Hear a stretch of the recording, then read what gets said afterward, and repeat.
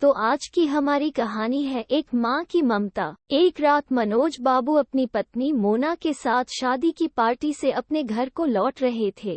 रात ज्यादा होने की वजह से कोई सवारी गाड़ी नहीं मिल रही थी। मनोज बाबू का घर मुश्किल से 3 किलोमीटर की दूरी पर देहरादून के एक पहाड़ी गांव में था। मुसीबत ये थी कि महीना सावन का था और ऊपर से जोरों की बारिश भी हो रही थी और उन्हें अपने घर पहुंचना भी जरूरी था। अतः उन दोनों पति पत्नी ने पैदल ही घर जाने का निश्चय किया। मोबाइल के टार्च की मध्यम सी रोशनी में वे दोनों आगे बढ़ने लगे।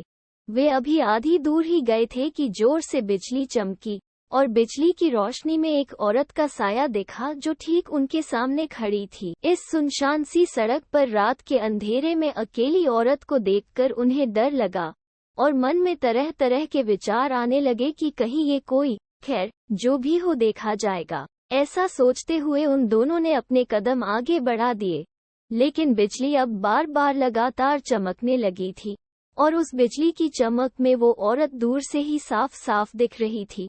वो औरत उन्हें रुकने का इशारा कर रही। उसे देखकर मनोज बाबू की पत्नी की तो हालत खराब हो रही थी, लेकिन मनोज बाबू को अब लगने लगा कि ये औरत शायद कोई मुसीबत में। मनोज बाबू जब रुके तो वो औरत उनसे हाथ जोड़ते हुए बोली, भाई साहब प्लीज मेरी मदद कीजिए।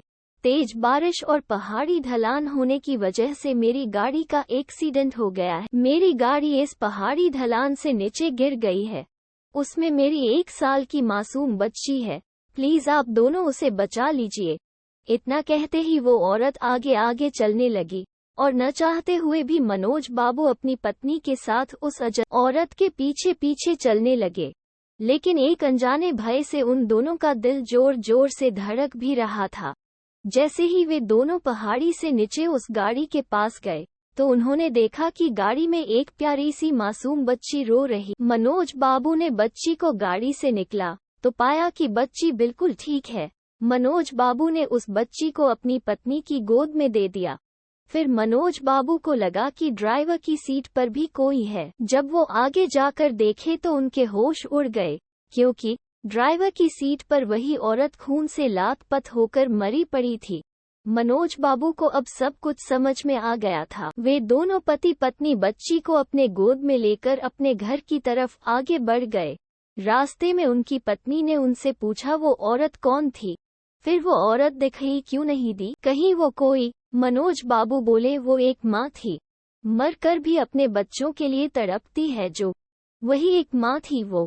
मनोज बाबू की ये कहानी सुनकर मेरी आंखों से आंसू निकल गए हैं। दोस्तों, अगर कोई मुसीबत में हो तो उसकी जरूर सहायता करें। क्या पता हमारी एक छोटी सी कोशिश किसी की जिंदगी में बहार ला दे। ये छोटी कहानी हर एक माँ की ममता को समर्पित है। अगर आपको हमारी कहानी अच्छी लगी हो तो प्लीज हमारी चैनल को सब्सक्राइब जरूर कर दे। Thank you.